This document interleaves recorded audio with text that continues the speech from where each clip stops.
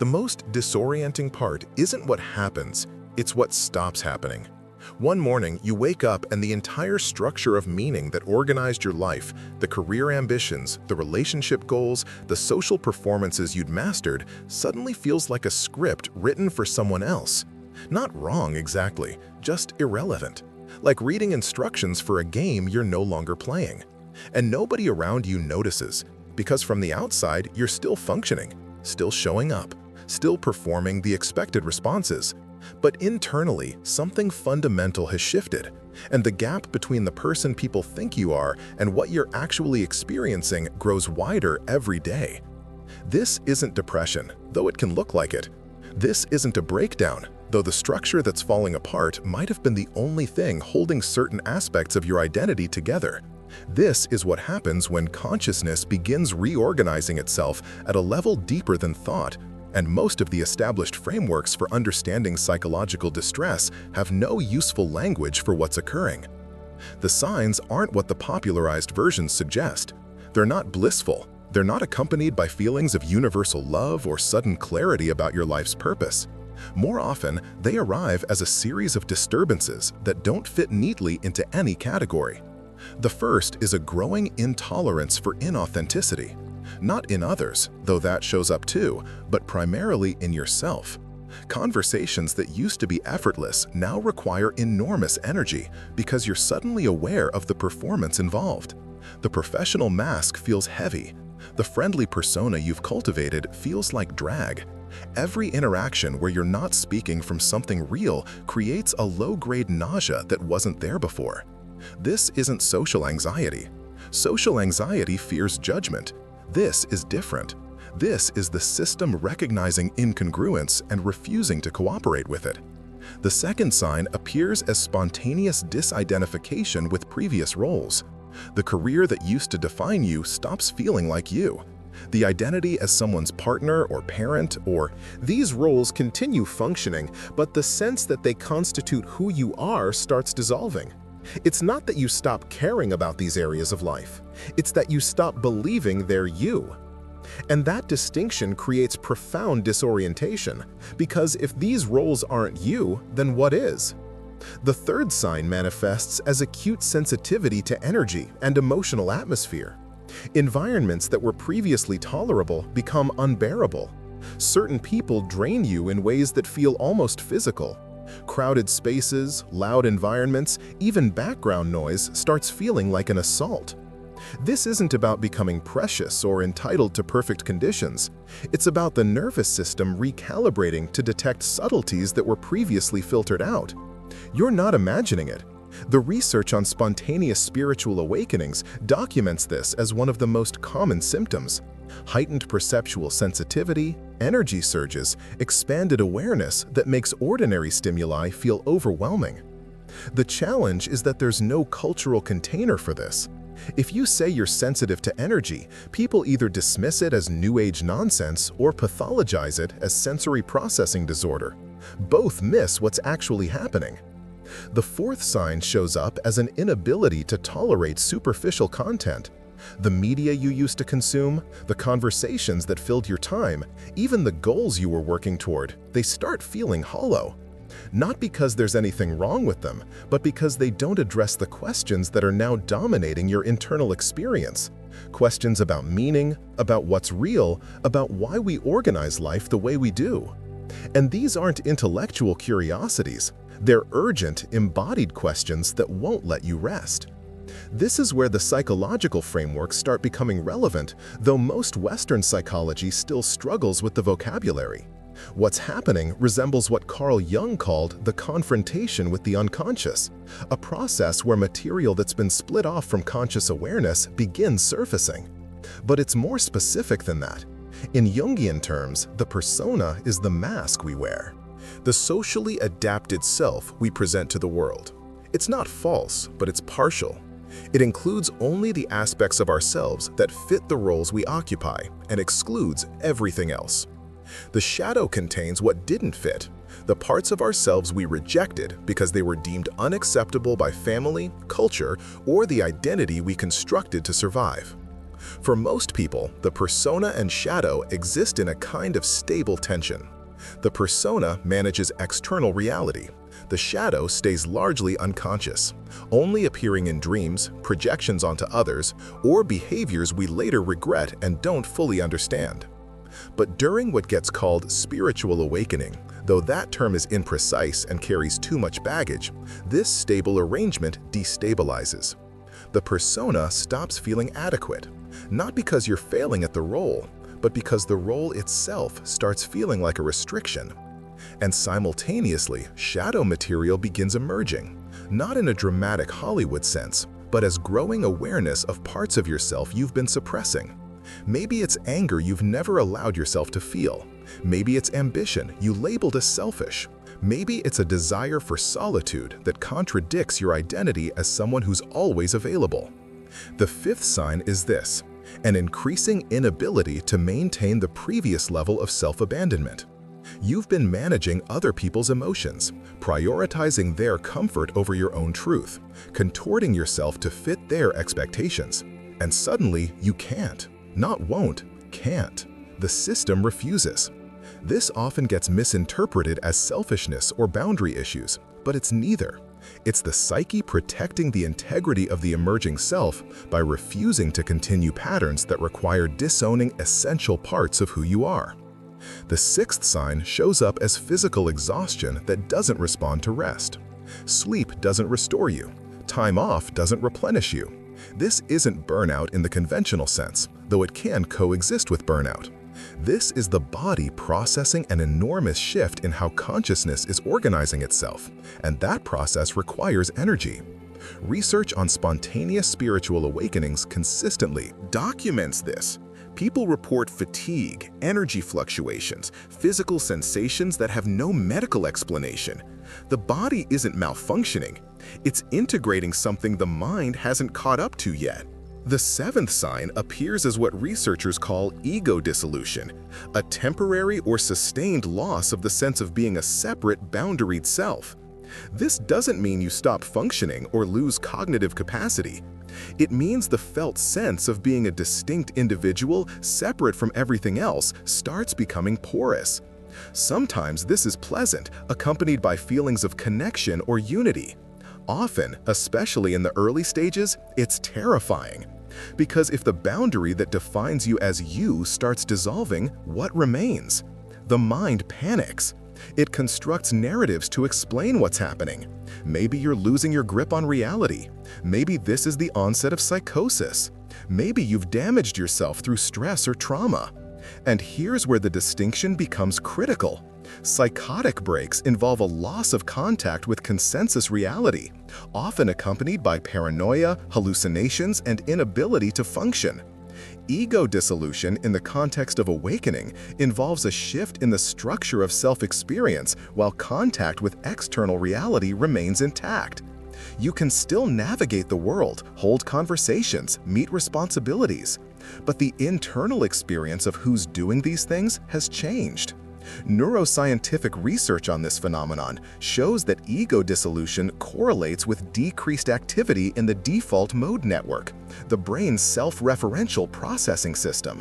When that network quiets, the sense of being a separate self diminishes. This can be induced temporarily through psychedelics, meditation, or breathwork. But in spontaneous awakenings, it happens without deliberate practice, and the person often has no framework for understanding it. The eighth sign shows up as what gets called the dark night of the soul, a prolonged period where everything that previously gave life meaning stops working and nothing has arrived to replace it. This isn't depression in the clinical sense, though it can look identical from the outside. Depression typically involves a collapse of motivation, energy, and hope with no perceived purpose. The dark night involves the same collapse, but it's occurring as part of a larger reorganization. What's dying is the egoic structure, the identity built around external achievement, social approval, or maintaining a particular self-image. And that death is excruciating because it feels like you're dying. In a sense, you are. Not the biological organism, but the psychological construct you've called yourself. The challenge is distinguishing this from pathology. Both involve suffering. Both involve loss of meaning. The difference is that the dark night, when properly supported, leads to a more integrated sense of self. Depression without this context tends toward chronicity or requires external intervention to resolve. But the line between them is thin, and many people experiencing the dark night get misdiagnosed and medicated, which can interrupt the process or drive it further underground. The ninth sign emerges as spontaneous shifts in perception that don't fit ordinary categories. Colors appear more vivid. Time feels different, sometimes slowed, sometimes accelerated. Synchronicities pile up in ways that strain coincidence. You start noticing patterns and connections that weren't visible before. The rational mind struggles with this because it violates the materialist framework most of us were raised in. If consciousness is just brain activity, these perceptual shifts must be hallucinations or errors in processing. But phenomenological research on awakening experiences documents them consistently. People report expanded awareness, perceptual intensification, and a sense that reality is far more fluid and interconnected than the conventional model suggests. This doesn't make the experiences objectively true in a way that can be verified externally, but it also doesn't mean they're delusions. It means consciousness can organize perception in ways that reveal dimensions of reality typically filtered out by ordinary awareness. The 10th sign is perhaps the most destabilizing, the loss of the ability to inhabit your previous identity without awareness of the world. You can still perform the role, go to work, interact with family, maintain social relationships, but you're now watching yourself do it. There's a witness presence that wasn't there before, and it creates a strange doubling. You're both the actor and the audience. This can feel like depersonalization, which in clinical terms involves feeling detached from your thoughts, feelings, or body, as though you're observing yourself from outside. But depersonalization is typically distressing and involves a sense of unreality or disconnection that impairs functioning. What happens in awakening is different. The observation doesn't impair function. It reveals function. You see the roles you play, the strategies you use, the patterns you repeat. And seeing them creates space. You're no longer fully identified with them. This is where the social dimension becomes crucial, because these internal shifts inevitably affect relationships. When you stop automatically performing the expected role, people notice. When you stop managing everyone's comfort, they feel it. And their reactions reveal something important. Most relationships are structured around mutual role-playing. We agree, often unconsciously, to be certain versions of ourselves with each other. The competent one, the nurturing one, the funny one, the one who never complains. These roles provide predictability. They make interaction smoother, but they also require all parties to maintain their assigned parts. When one person starts deviating, not through rebellion, but through simple inability to continue the performance, the system destabilizes. The other person might respond with confusion, irritation, or attempts to pull you back into the familiar dynamic. This isn't malicious. It's the relationship trying to restore equilibrium. But if you're in the middle of an awakening process, you can't restore it, not in the old way. And this creates a painful choice. Continue relationships that require self-abandonment, or risk the relationships by showing up more authentically. Neither option is comfortable. Both involve loss.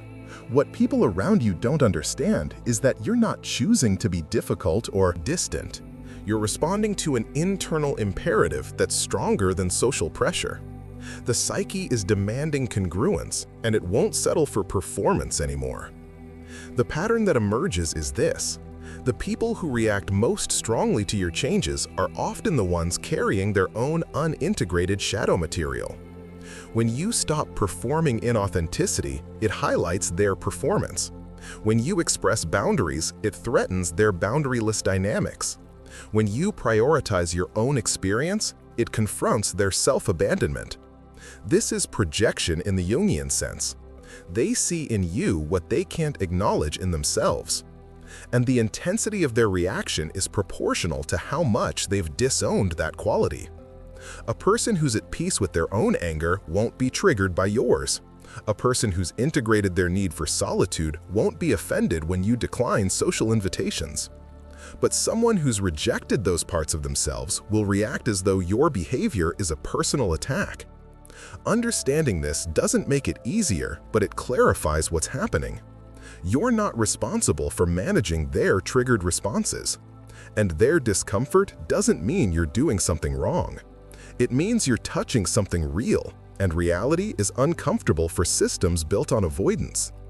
One way to work with this internally is through structured attention to the moments when the dissonance becomes acute. When you feel the gap between the role you're expected to play and what's actually true for you, pause. Don't perform. Don't explain. Just notice. What does the discomfort feel like in your body? Where does it locate? What story does your mind immediately construct about why this is dangerous? Write it down, not to analyze endlessly, but to make the unconscious pattern visible. Then ask a different question. What would happen if the fear the mind is generating didn't come true? What if expressing this boundary didn't result in abandonment? What if showing this part of yourself didn't result in rejection? The mind will resist this. It will offer evidence from the past where vulnerability did lead to harm. That evidence is real, but it's not predictive, it's historical. The work is separating past conditioning from present reality, and the only way to do that is through small experiments. One boundary expressed, one authentic response offered, one moment where you don't manage the other person's reaction.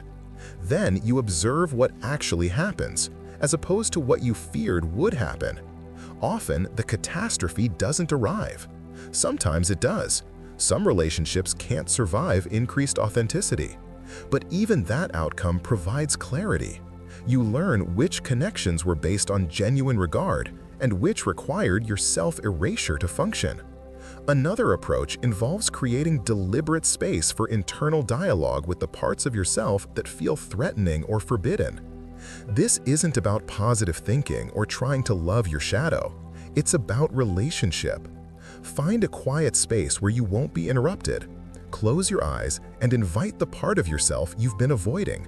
Maybe it's the angry part, the ambitious part, the part that wants to withdraw from everyone, the part that feels nothing. Imagine it as separate from you, as though it could speak.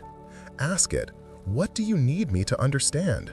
What are you trying to protect me from? What good thing might happen if I let you have space? This might feel strange or fabricated at first. Do it anyway. What often emerges is that these rejected parts aren't destructive, they're protective. The anger is protecting your boundaries. The ambition is protecting your potential. The withdrawal is protecting your need for restoration. They became shadow material because the environment you developed in couldn't accommodate them. But that environment isn't your current reality, and these parts carry resources you need. After the dialogue, do one small thing in the next 24 hours that honors what emerged. If the angry part revealed that it's trying to protect you from exploitation, express one small boundary where you'd normally comply. If the withdrawn part revealed that it's trying to protect you from depletion, cancel one obligation that isn't essential. These aren't grand gestures. They're signals to the psyche that you're. A third practice involves learning to use language that doesn't justify, explain, or soften. When you need to set a boundary, practice saying it in the simplest form. I'm not available for that. That doesn't work for me. I need to decline. Notice the impulse to add qualifiers, to explain why, to cushion the statement so the other person won't feel disappointed. Don't add them. Not because you're trying to be harsh, but because justification dilutes the boundary. It signals that the boundary is negotiable, that if the other person offers the right argument, you'll reconsider. After you've stated the boundary, conduct a brief internal audit. What do you feel physically? What does your mind predict will happen? What does the other person actually do? Over time, this builds a database of real information, as opposed to projected fear. You learn that most people can handle your boundaries better than your fear predicted. You learn which relationships genuinely respect your autonomy and which require your compliance. Both kinds of information are useful. The fourth dimension of practice involves 3 regular actions that might seem unrelated but work together. Scheduled solitude without distraction, 1 honest refusal each week, and 1 moment of unmasked connection. The solitude creates space for the internal material to surface without being immediately explained away or distracted from. 15 minutes. No input, no phone, no music, just you and whatever arises.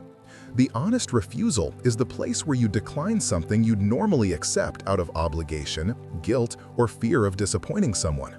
It doesn't have to be major. It has to be real. The unmasked connection is a moment where you show up as you actually are, uncertain, conflicted, messy, instead of the curated version. You admit you don't know something instead of pretending competence. You share a real feeling instead of a polished update. You ask for help instead of managing everything alone. These 3 actions work together because they address different aspects of the same core issue, the habit of self-abandonment.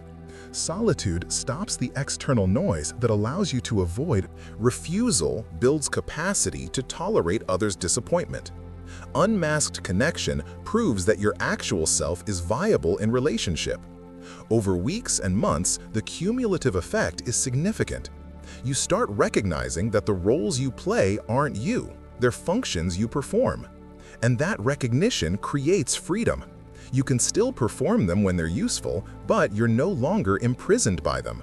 What emerges from these repeated small actions is something the psychological literature calls differentiation, the ability to distinguish between adaptive roles and core self. The roles don't disappear. You still function as a professional, a partner, a friend, but you're no longer fused with these identities. You can step into them and out of them without losing track of what remains constant underneath. This is what Jung meant by individuation, not becoming a perfect person, but becoming a whole person. Whole means integrated. It means the parts of yourself that were split off and rejected get acknowledged, metabolized, and brought into relationship with the rest of the psyche. The persona becomes a tool you use consciously rather than a cage you're trapped in. The shadow stops leaking out in unconscious ways. Passive aggression, sudden outbursts, attraction to people who embody what you've disowned, and starts being available as resource. The previously rejected parts often contain precisely the qualities you need. The anger you rejected might contain your capacity for assertion. The ambition you suppressed might contain your drive for meaningful work. The vulnerability you avoided might contain your capacity for genuine connection. Integration doesn't mean these qualities run wild. It means they become available in conscious, modulated ways. You can access anger without being consumed by rage. You can access ambition without becoming ruthlessly self-serving. You can access vulnerability without collapsing into dependency. The paradox at the heart of this entire process is that what feels like disintegration is actually movement toward integration. The roles falling away, the meanings dissolving, the identity structures crumbling, this isn't disintegration. Breakdown. It's breakthrough. But it doesn't feel like breakthrough when you're in it. It feels like everything solid is turning to sand. The people who've moved through this process and come out the other side describe it similarly. You don't emerge as someone new. You emerge as someone more actually yourself. The layers of adaptation, the defensive strategies, the performances you learned were necessary for survival, they become optional. You can still use them when they're genuinely useful, but they no longer use you. And that shift from being used by your conditioning to using your conditioning consciously is the difference between living from persona and living from something deeper. The awakening nobody talks about isn't the blissful mystical experience. It's the brutal process of becoming real. And real is uncomfortable. Real means you disappoint people sometimes. Real means you can't maintain all the roles you used to juggle. Real means relationships reorganize or end because they can't survive increased authenticity. But real also means you're here, fully here, not performing presence while actually being somewhere else internally. Just here, in this moment, as this particular expression of consciousness, with all its limitations and all its possibilities, no longer pretending to be the curated version. Just this, just here, and that's enough.